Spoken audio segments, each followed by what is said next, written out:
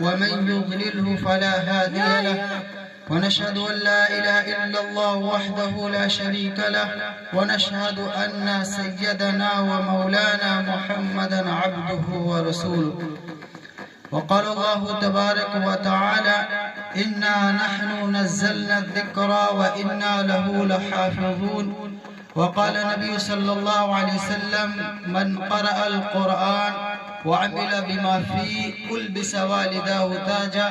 يوم القيامة زوءه أحسن من زوء الشمس في بيوت الدنيا لو كانت فيكم أو كما قال النبي صلى الله عليه وسلم. عزیز ساتھیوں، اللہ تبارک و تعالیٰ نے اس کائنات کو جب پیدا فرمایا اور اللہ تعالیٰ نے جب اس دنیا کے اندر انسانوں کو پیدا کرنا چاہا تو فرشتوں سے کہا فرشتوں اس دنیا کے اندر میں ایک مخلوق بنانے جا رہا ہوں. حالانکہ انسان کا وجود فرشتوں کے بعد میں ہوا اور آپ سب جانتے ہیں، ہم سب جانتے ہیں کہ فرشتے یہ نور سے پیدا ہیں، ان کا رتبہ بڑا ہے، یہ اعلیٰ.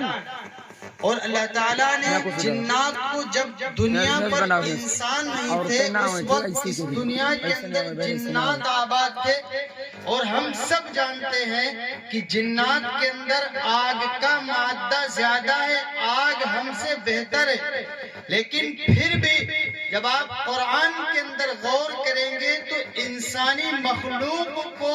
جب اللہ تعالیٰ نے اس دنیا کے اندر پیدا فرمایا تو پیدا فرماتے ہی ساری مخلوق سے افضل انسان کو بنا دیا. اب آپ غور کریں کہ فرشتے تو نور سے پیدا ہونا تو یہ چاہیے تھا کہ فرشتے افضل ہوتے، آگ سے تو جنات بنے، ہونا تو یہ چاہیے تھا کہ جنات کے اندر آگ کا مادہ زیادہ ہوتا ہے.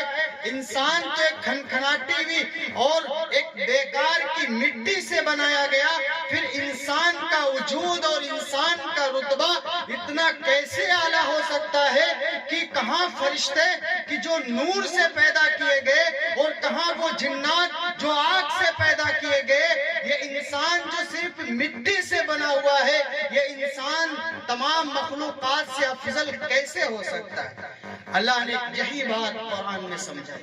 اللہ تعالیٰ نے یہی بات قرآن میں سمجھائی.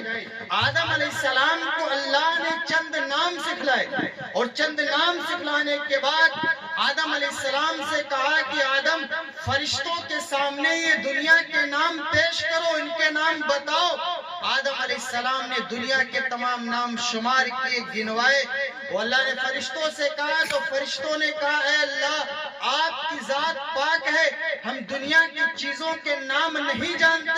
تو گویا کہ اللہ تعالیٰ یہ کہہ رہے تھے انسان کو علم کی بنیاد پر وہ رتبہ ملا ہے کہ دیگر جو مخلوق ہے وہ چاہے فرشتے ہوں، وہ چاہے جنات ہو، چاہے دنیا کی کوئی بھی مخلوق ہو، لیکن وہ انسان جو ادنا سے ایک ناپاک قطرے سے پیدا کیا گیا، وہ انسان جو دنیا کے اندر مٹی سے بنا کر کے بھیجا گیا، وہ انسان جو سب سے بعد میں آنے والی مخلوق ہے. لیکن جب باری آئی اس کے علم کی، جب باری آئی اس کے گیان کی، جب باری آئے قرآن اور تمام علوم کی، تو اللہ تعالیٰ نے یوں فرما دیا گویا کہ اللہ تعالیٰ کہہ رہے تھے علم کی بنیاد پر ہم نے انسان کو تمام مخلوقات سے افضل اور بہتر بنایا ہے. اگر اس کائنات کے اندر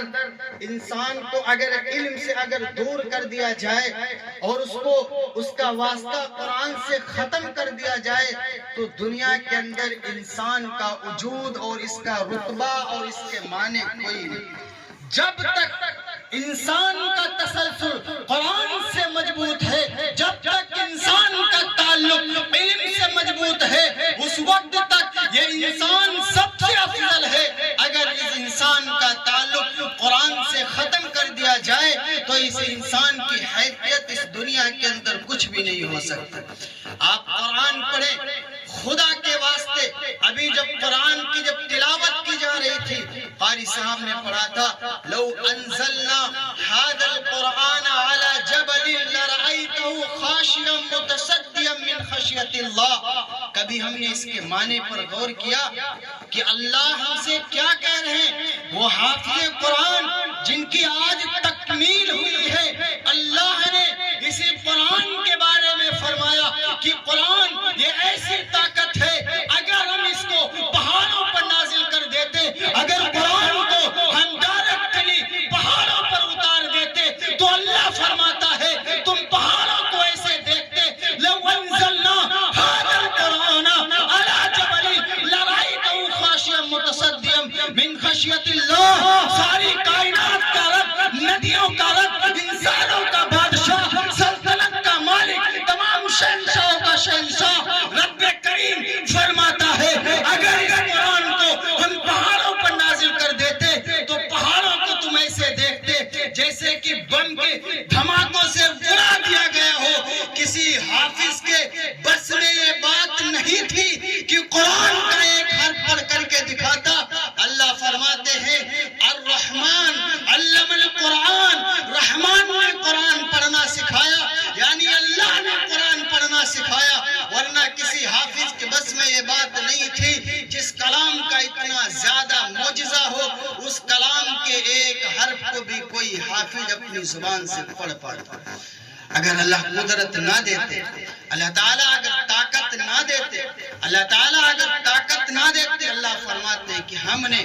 قرآن کو ہم نے پڑھنا سکھایا، ورنہ کسی حافظ قرآن اور کسی قاری کے بس میں یہ بات نہیں تھی کہ قرآن کا کسی حافظ کو ایک درس، ایک لفظ بھی پڑھا سکے۔ میرے عزیزو، آج جن کا بیٹا حافظ قرآن بن کر بنا بیٹھا ہے، ہم نے دنیا والوں کو تو عجیب عجیب ڈگریاں جن کے پاس دیکھی ہوں گی۔ اگر کسی کے بارے میں ہم یہ سن لیتے ہیں کہ وہ MBBS کر کے آتا ہے، ہم آنکھوں کی پلکیں بچھا کر کے بیٹھتے ہیں کہ صاحب بہت بڑا ڈاکٹر بن کر کے آتا ہے۔ اگر کسی کے بارے میں ہم سن لیتے ہیں انہوں نے انجینئرنگ پاس کی ہے، ہم اس کے لیے خوشی کا اظہار کرتے ہیں۔ لیکن قربان جاؤ میرے بھائیوں، اللہ رب العزت نے جس کو قرآن جیسی دولت دے دی، اس کے رتبے کا آپ اندازہ کیا لگا سکتے ہیں؟ اسی کے بارے میں مختصر روشنی ڈالنا چاہتا ہوں۔ اللہ فرماتے ہیں کہ جب قیامت کا دن ہوگا، یا ایھا الناس اتقوا ربکم ان زلزلۃ الساعۃ شیء عظیم، اللہ فرماتے ہیں اے لوگوں قیامت کے دن سے ڈرو، اے لوگوں اس دن سے ڈرو جو ایک عظیم زلزلہ ہوگا۔ جب قیامت کے دن کی باری آئی تو اللہ نے اس کی روشنی یوں کھینچی ہے کہ جب قیامت کے دن ہوگا اور لوگ نفسی نفسی کے عالم میں مبتلا ہوں گے، آپ دیکھیں گے وہ نمازی، وہ حاجی جو دنیا کے اندر لوگوں کو دکھلانے کے لیے کر رہا تھا، آپ دنیا کے اندر دیکھیں گے وہ باپ جن کے بیٹے دنیا میں ڈاکٹر پھرے بنتے تھے، آپ دیکھیں گے حشر کے میدان میں وہ انجینئر بیٹا اپنے باپ سے دور بھاگ رہا ہوگا۔ قیامت کا دن ہوگا اور آپ دیکھیں گے جن کا بیٹا MBBS تھا، وہ بیٹا اپنے باپ کو چھوڑ کر کے بھاگ رہا ہوگا۔ اور قیامت کے دن جب نفسی نفسی کے عالم میں لوگ مبتلا ہوں گے، ایسے ماحول کے اندر اور ایسے وقت کے اندر آپ دیکھیں گے کہ وہ حافظ قرآن جنہوں نے اپنے سینوں میں اللہ کے قرآن کو محفوظ کیا تھا، وہ حافظ قرآن جنہوں نے اپنے بس میں اللہ کے قرآن کو اپنے دل میں بسایا تھا، اللہ کی طرف سے اعلان ہوگا کہ حافظ قرآن کو بلایا جائے اور تمام بیٹے اپنے باپوں کو چھوڑ کر بھاگ رہے ہوں گے۔ اللہ کے نبی نے فرمایا جب لوگ نفسی نفسی کے عالم میں مبتلا ہوں گے، ایسے وقت میں، ایسی حالت میں اللہ تعالیٰ اس حافظ قرآن کے والدین کو بلائیں گے اور ان کے سروں پر ایسا تاج سجائیں گے جو دنیا کے سورج کی روشنی سے بڑھ کر کے ہوگی۔ آپ کیا اندازہ کر سکتے ہیں؟ حافظ قرآن کے ماں باپ کے سر پر ایسا تاج رکھا جائے گا جن کی روشنی دنیا کے اس سورج کی روشنی سے بڑھ کر کے ہوگی۔ لوگ دیکھیں گے وہ انجینئر جو اپنے بیٹے کو انجینئرنگ کراتے تھے، وہ باپ جو اپنے بیٹے کو ڈاکٹر بناتے تھے، قیامت کے اندر دیکھیں گے حافظ قرآن کے ماں باپ کا یہ رتبہ ملا تو دیکھ کر رش کریں گے اور پوچھیں گے اللہ آج کیا ہو گیا، یہ کون سا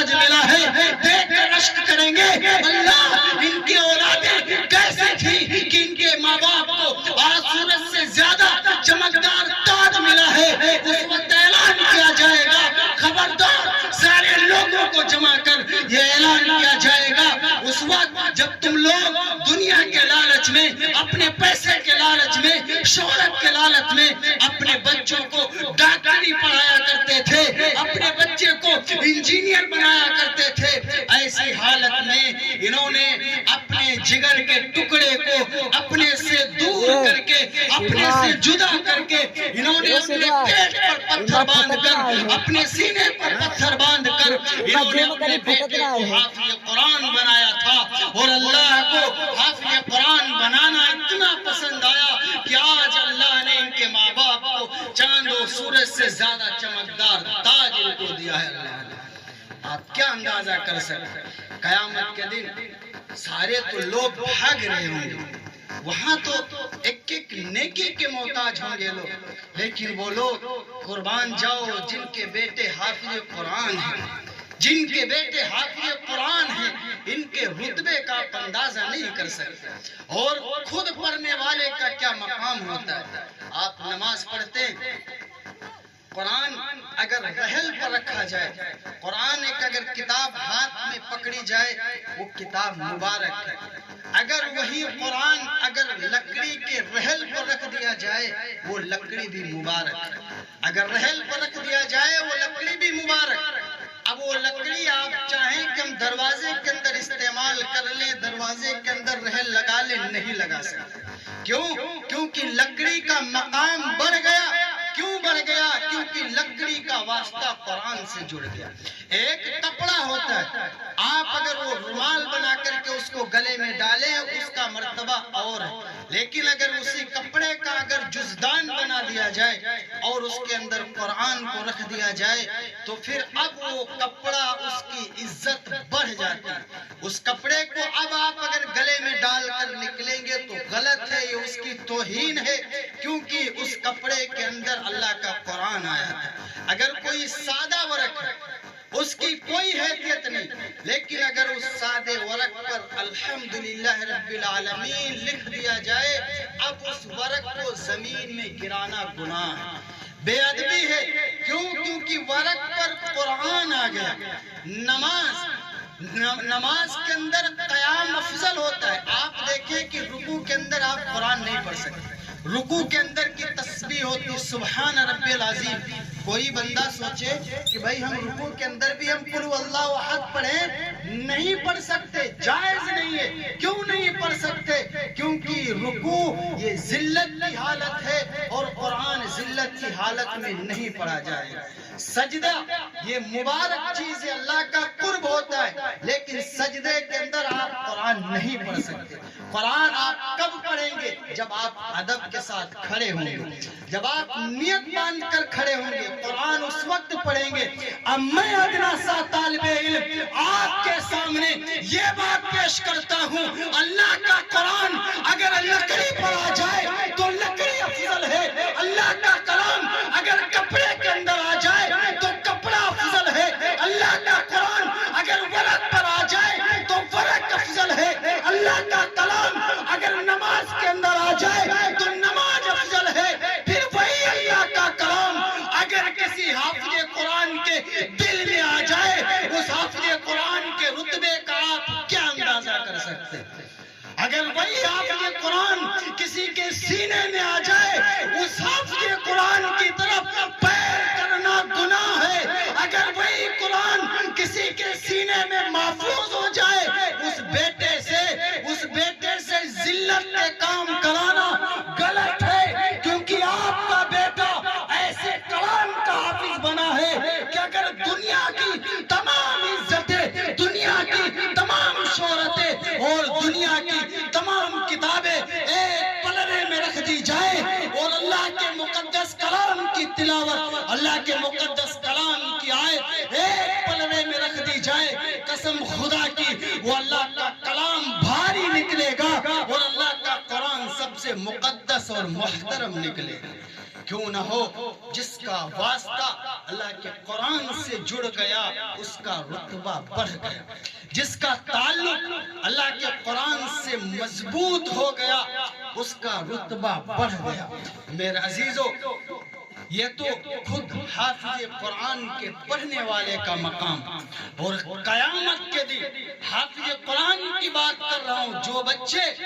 مدرسوں کے اندر سوکھی روٹی کھا کر اللہ کے کلام کو پڑھتے ہیں، میرے بھائیوں آپ کو کیا پتا آپ کے بچے جب مدرسے میں پڑھ رہے ہوتے ہیں، جب ان کو سبق یاد نہیں ہوتا، استاد دھوپ میں کھڑا کرتا ہے، بعض دفعہ بچوں نے ناشتہ نہیں کیا ہوتا، کھانا نہیں کھایا ہوتا، لیکن پھر بھی اپنی زبان سے الحمدللہ رب العالمین اللہ کی تعریف بیان کرتے رہتے ہیں۔ آپ سوچے جب انسانی تقاضا یہ ہے، آپ کسی بچے کو بھوکا دیکھ کر کے اور اس طرح روتے بلکتے دیکھ کر کے آپ کے دل میں کتنی محبت پیدا ہوتی ہے، اور وہ اللہ جو تمام رحموں کو پیدا کرنے والا، وہ اللہ جو شفقت کا مالک، وہ اللہ جو محبت کا مالک، آپ اندازہ لگائیں کہ اللہ جب اپنے بندے کو حافظ قرآن کو دھوپ میں کھڑے اور بھوک سے پریشان روتے بلکتے سبق یاد کرتے جب مالک کائنات دیکھتے ہوں گے تو مالک کائنات کی محبت کس طرح سے بیدار ہوتی ہوگی۔ جب اللہ اپنے بندے کو اس حالت میں دیکھتا ہوگا، اللہ تعالیٰ کو کیا خوشی ہوتی ہوگی کہ آج میرا بندہ میری محبت میں کیا کیا تکلیفیں جھیل رہا ہے۔ اور اسی وجہ سے اللہ نے قیامت کے دن حافظ قرآن کو یہ رتبہ دیا ہے، جب تمام لوگ نفسی کے عالم میں مبتلا ہوں گے، یہ سورت بالکل سر کے قریب ہوگا، مارے تپش کے انسان کے سر پھٹے جا رہے ہوں گے، ایک سگا باپ اپنے بیٹے کو چھوڑ کر بھاگ رہا ہوگا، بھائی اپنے بھائی سے دور بھاگے گا، باپ اپنے بیٹے سے جدا ہوگا۔ ایسی حالت میں لوگ نفسی کے عالم میں مبتلا ہوں گے اور لوگ تلاش کر رہے ہوں گے آج ہم کہاں چلے جائیں۔ وہ ڈاکٹر بیٹا جنہوں نے اپنے بیٹے کو ڈاکٹر بنایا تھا، اپنی زمین بیچ کر، قربانی دے کر، اپنا پیسہ خرچ کر کے اپنے بیٹے کو ڈاکٹر بنایا تھا، وہ باپ اپنے بیٹے سے دور بھاگے گا، جا آج میں تجھے نہیں پہچانتا، جا تو چلا جا، آج میں تیری شکل نہیں دیکھنا چاہتا۔ ایسی حالت میں جب تمام ڈاکٹر، تمام انجینئر اپنے آپ میں پریشان ہوں گے اور تمام شہرت یافتہ جن کے پاس دولتیں تھی، جن کے پاس شہرتیں تھی، سب جب اپنے آپ میں پریشان ہوں گے، نفسی کے عالم میں لوگ مبتلا ہوں گے، اور جب لوگوں سے حساب کتاب جب کیا جا رہا ہوگا، لوگ اپنے آپ میں پریشان حال ہوں گے کہ اللہ آج کے دن ہم کیا کریں۔ اس وقت اللہ تعالیٰ حافظ قرآن کو بلائیں گے، حافظ قرآن کو بلائیں گے، علماء موجود ہے تحقیق کرنا اس کے بارے میں۔ اللہ تعالیٰ حافظ قرآن کو بلائیں گے، سامنے پردہ پڑا ہوگا، ایک طرف حافظ قرآن کھڑا ہے اور اللہ موجود ہے۔ اللہ سوال کرے گا، میرے بندے تو نے دنیا کے اندر کیا کیا تھا؟ وہ حافظ قرآن اللہ کے سوال سے وہ مارے تھر تھر کانپ رہا ہوگا کہ آج ہم اپنے مالک کو جواب کیا دیں، آج ہم اپنے مالک کا جواب کیا دیں۔ اس وقت اللہ کہے گا، اللہ کی طرف سے ارشاد ہوگا، نہ میرے بندے نہ، تجھے میں نے قرآن دیا تھا، آج تجھے گھبرانے کی ضرورت نہیں ہے۔ آج اگر تجھے سزا دینی ہوتی تو میں تجھے قرآن نہ دیتا، میں نے تجھے حافظ قرآن بنایا اس لیے تھا تاکہ آج کے ماحول میں تجھے معاف کر کے جنت کے اندر داخل کر سکوں۔ اور حافظ قرآن کا رتبہ اس وقت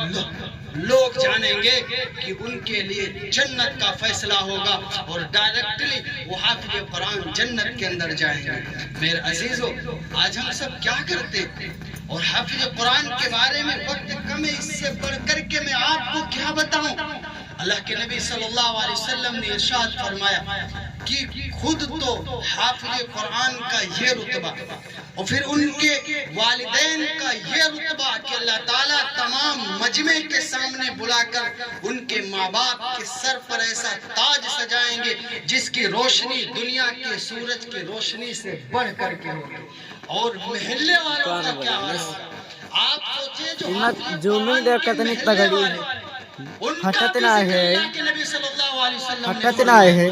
حافظ قرآن کے ماں باپ کا تو درجہ الگ، فل ہے خود پڑھنے والے کا الگ، اور ان کے خاندان والوں کا رتبہ الگ۔ خاندان والوں کے بارے میں اللہ کے نبی کریم صلی اللہ علیہ وسلم تم کئی جگہ ہو کیسے دکھائے فرمایا کہ وہ بیٹا بہت تگڑی یہ کون میں جو تکلیفیں برداشت کر کے پریشانیاں اٹھا کر کے مصیبتیں برداشت کر کے قرآن کا حفظ کرتا ہے، جو قرآن کا حافظ بنتا ہے، کل قیامت کے دن جب لوگ اور لوگوں کے لیے، خاندان والوں کے لیے جب جہنم کا فیصلہ ہو چکا ہوگا اور ان کے لیے جہنم کا اعلان نکل چکا ہوگا، اور آپ یوں کہہ لیجئے کہ ان پر جب جہنم واجب ہو چکی ہوگی، ایسی حالت میں اللہ حافظ قرآن کو بلائیں گے اور حافظ قرآن سے کہیں گے میرے بندے تو نے میری محبت میں میرے قرآن کو زبانی یاد کیا تھا، تو نے میری محبت میں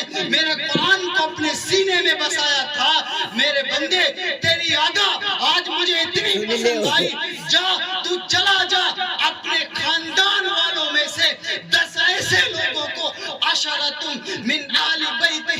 وجبت علیہم النار، کہ 10 ایسے لوگوں کو جن پر جہنم واجب ہو چکی ہوگی، جا حافظ قرآن تو چلا جا اپنے خاندان والوں میں سے 10 لوگوں کو جن پر جہنم واجب ہو چکی ہوگی لا اور میرے پاس لا کر کے کھڑا کر، اور میں اللہ خدا بندی آرڈر جاری کر رہا ہوں کہ آج تیری برکت سے، تیرے حافظ قرآن بننے کی برکت سے میں آج ان 10 افراد کی بخشش فرما کر کے ان کے لیے جنت میں داخلے کا آرڈر جاری کر رہا ہوں۔ آپ سوچیں یہ خاندان والوں کا حال ہوگا کہ جن کے محلے کے لوگ، جن کے خاندان میں کوئی ایک حافظ قرآن ہوگا، اللہ کہیں گے حافظ قرآن سے جاؤ اپنے محلے والوں میں سے، اپنے خاندان والوں میں سے 10 ایسے لوگوں کو جن پر جہنم واجب ہو چکی ہے، جاؤ حالت نہ جن کے لیے جہنم جانا ضروری ہو چکا ہے، آج تیری ہاں کہہ دینے کی وجہ سے، آج تیرے اشارہ کر دینے کی وجہ سے میں اللہ آرڈر جاری کرتا ہوں، ان 10 جس کی طرف تو اشارہ کرے گا میں اسے جہنم سے نکال کر جنت کے اندر داخل فرما دوں گا۔ میرے عزیزو، حافظ قرآن کا رتبہ کیا ہوتا ہے، یہ ان کے خاندان والوں کا اعزاز ہے، اور خود پڑھنے والوں کا کیا حال ہوگا، جو لوگ خود قرآن مقدس کا حفظ کرتے، جو خود حافظ بن کر کے بیٹھے، ان کا رتبہ کیا ہوگا۔ ابھی حضرت مولانا سفیان صاحب نے آپ کے سامنے قرآن کی تلاوت کی تھی، اور قرآن کی تلاوت کے دوران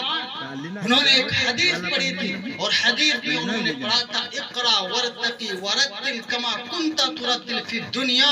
فإن منزلک عند آخر آیت تقرؤها۔ خاندان والوں کا مقام میں نے بتایا، والدین کا مقام میں نے بتایا،